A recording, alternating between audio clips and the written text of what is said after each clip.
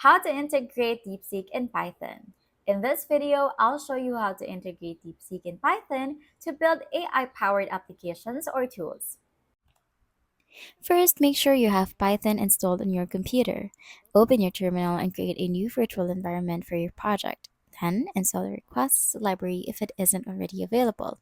Go to the DeepSeek developer platform and generate your API key. You'll use this key to make requests to DeepSeek's API from Python. Inside your Python script, you can write a function that sends a post request with a prompt and receives the AI generated response. You could use this setup to build chatbots, text summarizers, generators, or even integrate DeepSeek into other projects like web apps or mobile tools.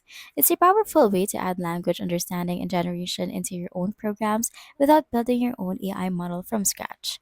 Using DeepSeek's API with Python is one of the easiest ways to access advanced AI with full control and customization.